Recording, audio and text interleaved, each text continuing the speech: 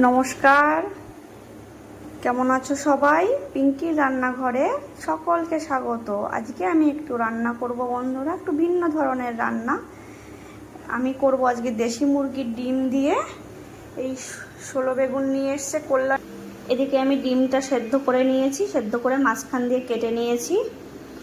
এখানে আমি লঙ্কা চিড়ে নিয়েছি, কাঁচা লঙ্কা। এখানে লবণ, হলুদ, শুকনো লঙ্কা, তেজপাতা, রাঁধুনি আর গোটা জিরে, এটা দিয়ে আমার তৈরি হয়ে যাবে ডিম বেগুনের ঝোল। আর এখানে আমি লবণটা আর হলুদটা মাখিয়ে নিলাম ডিমে।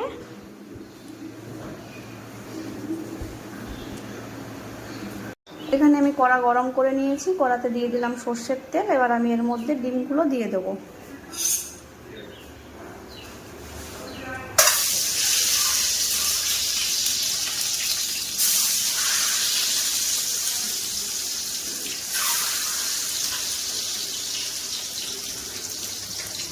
আমি ডিমগুলোর মধ্যে দিয়ে ভাজা ভাজা করে নেব।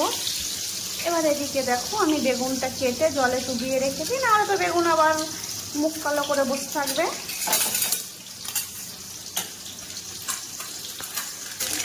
ডিমটা আমার হালকা ভাজা হয়ে গেছে, আমি এর মধ্যে জল দিয়ে দিলাম। এবার জলটা ফুটে উঠলে আমি এর মধ্যে চেরা কাঁচা লঙ্কা, লবণ, হলুদ দিয়ে দেব।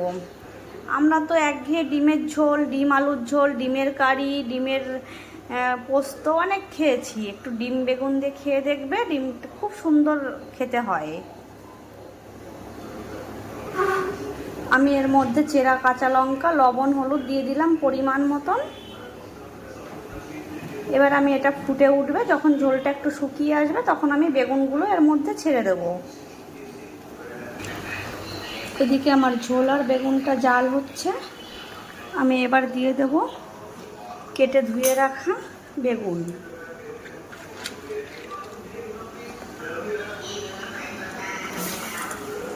আমি বেগুনটা ঝোলের মধ্যে দিয়ে দিলাম। বেগুনটা যখন হাফ সেদ্ধ হয়ে যাবে তখন আমি একটা ফোড়ন দেবো এখানে। বেগুনটা আমার হাফ সেদ্ধ হয়ে গেছে। আমি এখন তরকারিটা নামিয়ে নিলাম। নামিয়ে নিয়ে এবার কড়াতে তেল গরম করতে বসাবো। কড়াতে এবার ফোড়নের জন্য আমি তেল গরম করব।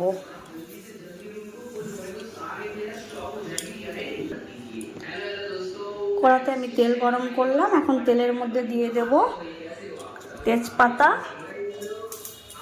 শুকনো লঙ্কা,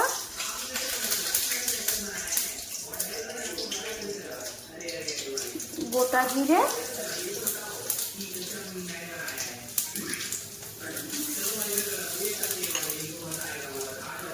আর রাঁধুনি। আমি এখন এটা ফোড়নটা ভাজা হয়ে গেলে আমি একটু কটা জিরে আমি তুলে রাখবো, তেজপাতা আর একটা শুকনো লঙ্কা আমি তুলে রাখবো। তুলে রেখে এটাকে আমি বেটে দিয়ে দেবো নামানোর আগে।